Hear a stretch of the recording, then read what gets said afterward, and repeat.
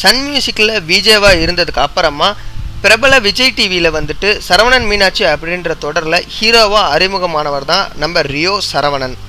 ரொம்பவே அழகாக நடிக்கக்கூடிய இவர் வந்துட்டு கடந்த சில மாதங்களாக ஒரு பெரிய பிரச்சனையில் மாட்டிகிட்டு இருந்திருக்காரு.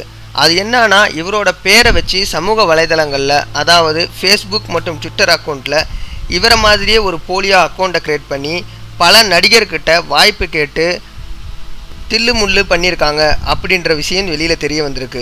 இந்த போலியான அக்கௌண்ட்டை யூஸ் பண்ணவங்க என்ன பண்ணியிருக்காங்கன்னா, பல டேரக்டர்ஸ் நடிகர்கிட்டலாம் போயிட்டு எனக்கு வாய்ப்பு வேணும் அப்படின்னு ரெக்வெஸ்ட் கொடுத்துருக்காங்களாம். ஒரு தடவை பட வாய்ப்பு கேட்டால் பரவாயில்ல, தினமும் 2 அல்லது 3 முறையாச்சும் இந்த போலியான அக்கௌண்ட்லேருந்து பல டேரக்டர்ஸ்க்கு மெசேஜ் வந்துடுமா. இது என்ன இவங்க இப்படி பண்ணிகிட்டு இருக்காங்க அப்படின்ட்டு இந்த பஞ்சாயத்தை கடைசியாக ரியோ கிட்ட டேரெக்டாக கேட்டிருக்காங்க.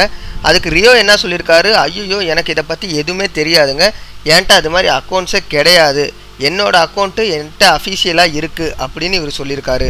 மேலும் ரியோ சொல்லும்போது என்ன சொல்லியிருக்காருன்னா, நீங்கள் அங்கேருந்து இங்கே என் வீடு தேடி வர வேண்டிய அவசியமே தேவையில்லையே, நீங்கள் ஒரு கால் பண்ணியிருந்தா இந்த குழப்பம் எல்லாமே முடிஞ்சிருக்குமே அப்படின்னு சொல்லியிருக்காரு. மேலும் அந்த டேரக்டர்கிட்ட ரியோ சொல்லும்போது, எனக்கு பட வாய்ப்பு வேணும்னா நான் கண்டிப்பாக உங்ககிட்ட நேரடியாகவே கேட்பேன், இது மாதிரி அக்கௌண்ட் மூலயமா நான் கேட்க மாட்டேன் அப்படின்னு சொல்லியிருக்காரு. இதனால் அந்த போலி அக்கௌண்ட் யார் யூஸ் பண்ணாங்க அப்படின்றத தேடிட்டு இருக்காங்க. சமீபத்தில் இப்படி தான் சுசி லீக் அப்படின்னு ஒரு பெரிய சர்ச்சை ஏற்படுத்தினுச்சு. சுசித்ராவோட அக்கௌண்ட்டை யாரோ ஹேக் பண்ணி பல சினிமா தகவல்களை வெளியில் விட்டாங்க.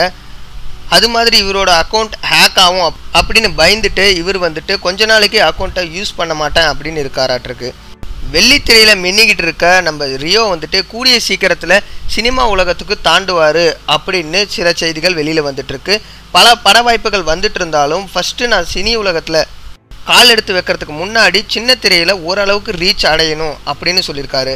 விஜய் அவார்ட்ஸில் இவருக்கு வந்துட்டு புதிய அறிமுக நடிகர் அப்படின்ற விஜய் அவார்ட்ஸ் கிடச்சிருக்கிறது குறிப்பிடத்தக்கது. சரவணன் மீனாட்சி ரியோவை பற்றி நீங்கள் என்ன நினைக்கிறீங்கன்றத கீழே உள்ள கமெண்ட் பாக்ஸில் மறக்காமல் தெரிவிங்க. இந்த வீடியோ உங்களுக்கு பிடிச்சிருந்துச்சுன்னா இந்த வீடியோக்கு ஒரு லைக் கொடுங்க. நம்ம ரியோவை உங்களுக்கு பிடிச்சிருந்துச்சாலும் இந்த வீடியோக்கு ஒரு லைக் கொடுங்க. மேலும் இது மாதிரி நியூஸ் தெரிஞ்சுக்கணுன்னா கீழே உள்ள ரெட் கலர் பட்டனை கிளிக் பண்ணி நம்ம தமிழ் ஸ்வீடு சேனலை சப்ஸ்கிரைப் பண்ணுங்கள். நன்றி.